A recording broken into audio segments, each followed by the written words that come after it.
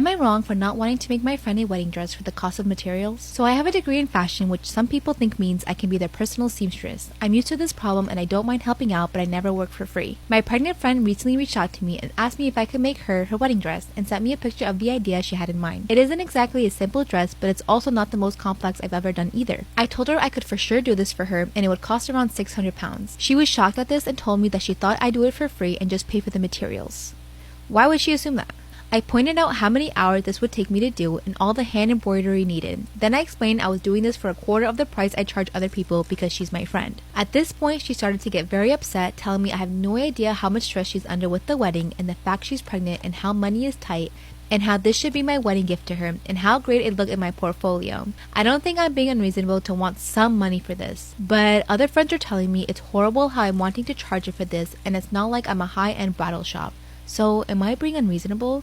No, your friends suck. Am I wrong for ruining my work colleague's wedding and getting them arrested? The title sounds bad, but hear me out. I, 38 female, had two work colleagues, Mary and Adam, both in their late 20s, early 30s. Mary started in the company first and then she got Adam to join. They worked in different departments and Mary was in mine. Later, Mary left the company to pursue another career. When they started at the company, they were already married for a few years. Now, Mary is the kindest and loveliest person I've ever met. She was always polite, helpful, and would cheer anyone up. So it came to a shock when we found out that she is divorcing Adam because he has cheated on her. I had called to express how sorry I am that this has happened to her, and we've been talking daily ever since. I was impressed how well Mary holds herself in such a situation. She wouldn't badmouth Adam, and the only thing she mentioned was how her wedding dress and a few family heirlooms went missing when she was moving her stuff from their apartment. She thought they might be misplaced in a different box and will turn up eventually. A few years passed. I now work in the same department as Adam. He is a good work colleague but can be dismissive and ignorant sometimes. Adam invited me to his wedding with the lady, Chelsea, he cheated on Mary with.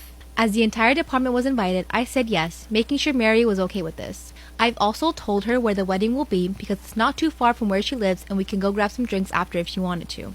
On the day of Adam's wedding, I had noticed that Chelsea was wearing a similar dress that Mary had worn in the photos of her and Adam's wedding years ago. So without thinking, I had snapped a picture and I sent it to Mary with the caption saying, "Doesn't this dress look familiar?" Mary saw the message but didn't respond, and about an hour later the police showed up at the venue. I need to add that the police in our country is ruthless and any theft is considered a criminal matter for the police to deal with. Police had asked Chelsea to take the dress and all the jewelry off. Chelsea refused and started arguing with them, and then Adam joined in. Everyone at the wedding had to leave. I had tried to call Mary, but she wouldn't pick up the phone. As we found out later, Chelsea was wearing Mary's wedding dress and her heirlooms. Mary spotted them on her in the picture I sent her and called the police. Apparently, she had previously asked Adam if he had them, and he declined, saying he never saw them. So, after she saw the picture, she knew he was lying and stole them. Chelsea had to leave the wedding dress and jewelry at the police station and go home wearing her underwear and Adam's jacket after they were bailed out. Yesterday, Adam returned to the office and went completely mental at me, blaming me for sending a picture to Mary and ruining his wedding. He would also call me an asshole for what I did. Am I the asshole for calling the police on my son's friend? My son, Brian, 13, has a friend, Tom, 13, who I really dislike. To put it in the gentlest possible terms, Tom has never been disciplined a single day in his life and is under the impression that there are and never will be any consequences for his actions. However, since Brian is on the spectrum, very few other children want to hang out with him. I have tried to tell him that Tom is using him for his Nintendo Switch, but he is unable to process that. Every time Tom comes over, he'll hog the Switch to play one of the games, oftentimes a single-player game. Over the weekend, Tom came over for a sleepover.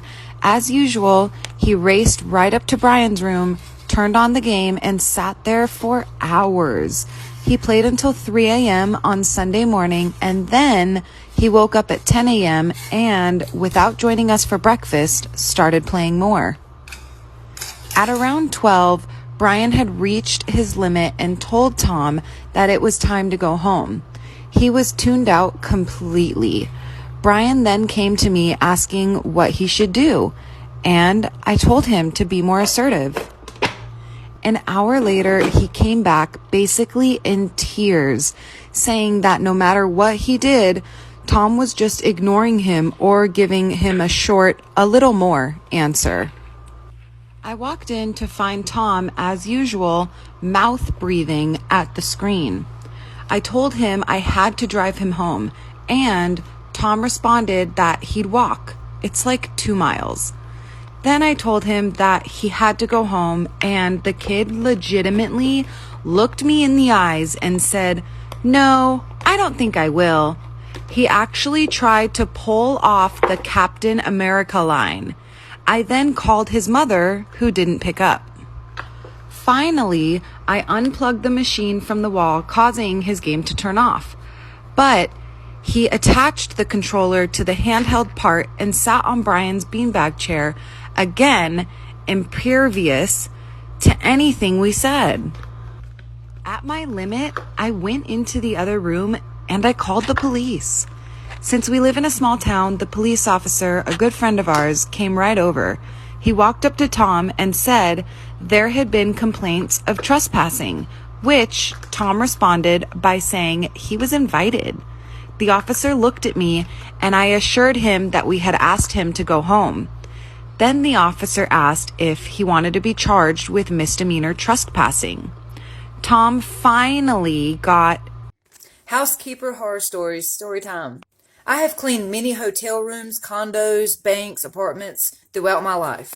One of the scariest houses I ever cleaned was when the bank called me up and they said, "Look, we got this old farmhouse we just foreclosed on, and we need you to go out there, strip the whole house out, and clean it." They said, "You can have anything you want out of it, just get it cleaned." So I took my friend Stephanie with me, and we would be splitting the money and splitting the items.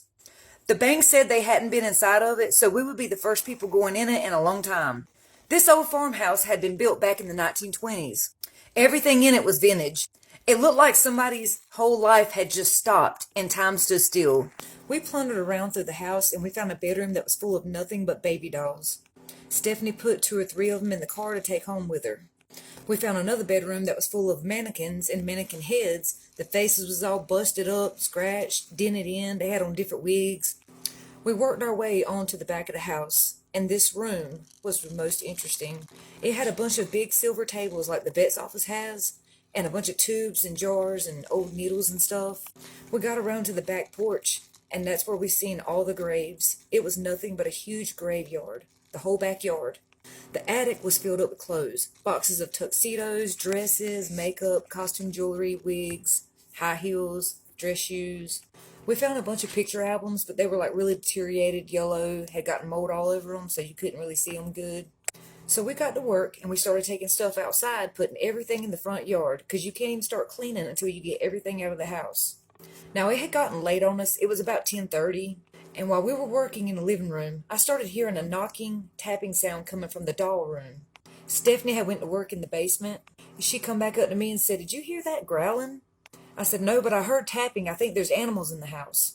Well, we heard something fall in the mannequin room. When we went to the mannequin room, there was a head that had fell off a box and another whole body that had fell over. So we went back to the living room and started packing our stuff up to go home. As soon as I grabbed my keys, we both caught the strongest whiff of rotten eggs. I mean, it smelled like pure rot gut. As soon as I smelled that, I said, it's time to go. Because I always heard a rotten smell means an evil spirit. So we started grabbing our stuff up, running out the house. We got to her house. I stayed the night because it was so late. As soon as we sat down on her couch, we started hearing the same tapping in her living room. She said, "Oh no, we done brought this thing home with us." And then I thought about it. The baby dolls are still in the trunk of the car. Housekeeping Horror Stories Part 2. Stephanie's boyfriend, Michael, was a healer. He worked with crystals and sage. Stephanie's boyfriend, Michael, was a healer. He worked with crystals and sage, stuff like that. In his off time, he would do readings for people. Not tarot card readings, but like energy readings. As soon as he walked through the door, he was like, "Y'all, I got a bad feeling. Like there is a thick sense of dread around this house." So we tell him everything, and he's like, "No, you're taking the stuff back. Right now, we're going to go ahead and go." So we get in the car, and he turns around and says, "What did y'all do to the car? Because I've never felt this presence in this car before." And I was like, "Oh, the dolls are in the trunk." He was like, "Are you kidding me? Y'all put the dolls in the trunk? Like, how disrespectful. Take them out of the trunk and put them up here." I said, "Well, Michael, I didn't know it was disrespectful to put a doll in the trunk of the car. I've never thought about that. Normally when I buy them at the store, I put them in the trunk of the car." And he was like, "Well, these ain't your average dolls. They have spirits attached to them, and they don't want to be in the trunk of the car, so take them out." And Stephanie was like, "Well, I don't want them up here in the front seat with me. Hell." We opened the trunk, and Stephanie picked them up like this with 2 fingers and dropped them in the front seat. I'm sorry. We were scared. We were young. We didn't know what we were dealing with. So we finally get back to the old farmhouse. As soon as we walked through the door of the house, Michael was like, "Oh my God, it's full of evil spirits. There's a demon here. There's devils over there. There's dark shadows with eyes." And I was like, "All right, Sylvia Brown, calm down. Let me just put the dolls back and let's get out of here." I was already paranoid and I didn't want him screaming and yelling, waking up baby Chucky or Satan. I ran in that doll room and put those dolls back like a thief in the night. Michael brought his whole healing kit with him. He started burning sage and lighting crystals. Everything was going good until he got to the mannequin room. He was burning sage around the mannequins' heads and bodies, and one of the mannequin bodies slumped over in front of him, and he screamed like a girl and ran out of the house. So we sat in the car for a few minutes, and he said that nothing didn't feel any different. I looked over at Stephanie, and she had her arm up under her leg, and I said, "What are you doing?" She said, "Nothing, y'all ready to go?" I said, "Do you still have on that diamond bracelet?" She pulled her arm out, and she had all those bracelets and rings on. She didn't put none of it back. Stephanie said, "I don't understand why they would want this. It's not like they could wear it or use it or sell it or pawn it or make any money off of it." I said, "Put it back." She said, "I'm not taking the jewelry back. I'll just pawn it and get the money off of it and somebody else can deal with it." She did not tell Michael that she had the bracelet and rings. So we went back to their house. Michael was taking a shower. He come running out screaming, saying that he had just seen a tall old lady with black eyes, long teeth, and long nails standing at the shower curtain. When I tell you I went, with chills. Stephanie had been acting different since we got home. She was acting very greedy. After they went to bed, Michael got up and come running in the living room and said that he had seen that same old woman's face in front of Stephanie's face as she slept. He was scared. So I told him that Stephanie still had the bracelet and the rings. Yes, I ratted my friend out. Judge me. Michael tried to take the bracelet off of her while she was asleep, and she woke up and got mad. We still had to do the job, so we went back the next morning. So I did something. I called the law. I told them I thought there were bodies on the property and they needed to investigate it. By doing so, they took the bracelets and the rings from Stephanie as evidence. We finished up and got paid. And I went back later. Am I the asshole for siding with my boyfriend after he punished my son for asking for money to watch his step-siblings? I, female 36, have been with my boyfriend, male 41, for 2 years. He has 3 kids, 6, 12, and 4, while I have a 16-year-old son. The other day, my 12-year-old stepson fell off the stairs and injured his ankle. His dad and I had to get him to the hospital and needed someone to stay with the kids while we were there. My boyfriend told my son to skip work today and stay with and watch his stepbrothers.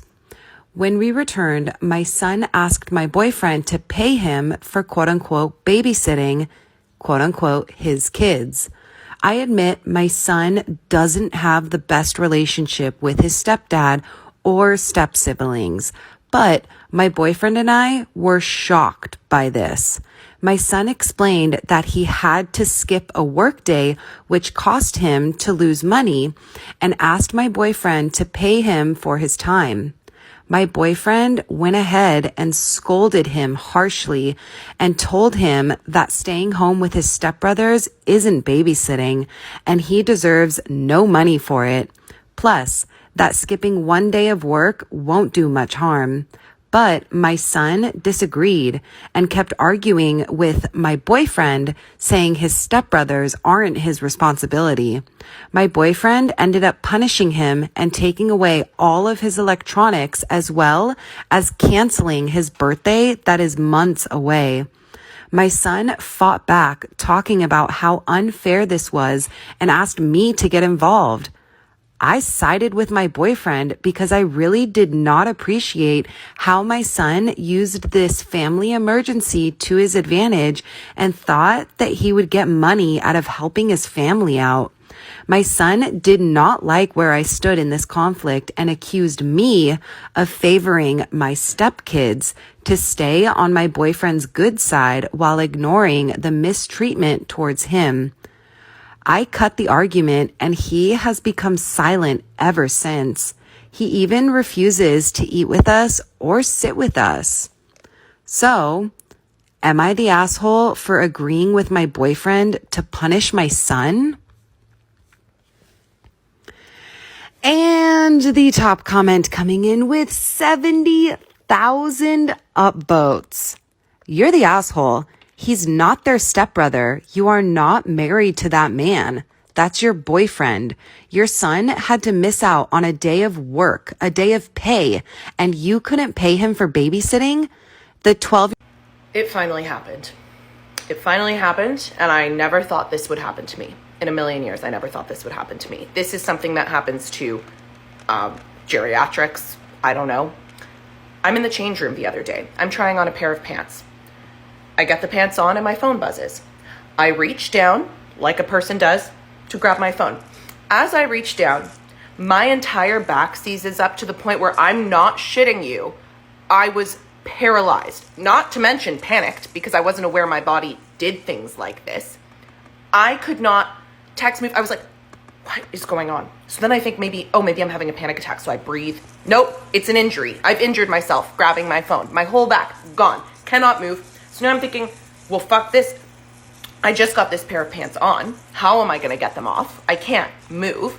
I lie on the ground and grab my phone and I'm texting like this. I go, is it dramatic to call an ambulance? Because I did not understand how I would get out of this change room. I didn't understand how I would leave without stealing these pants. I had no clue, and I drove there too. So I'm like, there's no way I can drive home. What do I do? So I messaged my aunt and I'm like, you have to leave work and come get me because I, reached the wrong way and now my back's all fucked up. And she's like, okay. In the meantime, I open the change room door, stick my head out, and wiggle my lower body until the pants come off. And people are like walking by, like, God forbid anybody help. I probably looked too fucking crazy to help. They were like, fuck that. I was wearing the biggest underwear. Just chose to wear massive full bum underwear that day, which is nuts. Then luckily, I also chose to wear a big pair of sweatpants that day. So I just pulled them on with zero resistance because I decided to go out like that. And then I rolled onto my front like a fucking beast. Like I was like, like get up. Like people are just like, what the fuck is this chick doing? And then I limp to the cash and I exchanged the pair of pants I went there to exchange. And through it all, this is why women are stronger than men. Because my boyfriend, he gets like a pang. He's like, I'm like, do you know what it's like to fucking become paralyzed in a change room and still go through with the task? I tried the pants on. I fucking returned them. My aunt picked me up. I got home. I lied on the ground like a corpse for 2 days. And now, like, it's fine. But it was horrifying. Like, who does that to their back? People that are 30? All my friends are 30. No one has to be rescued from a change room nude with geriatric panties on. I can't even believe it. I think I'm going to set up a GoFundMe for myself.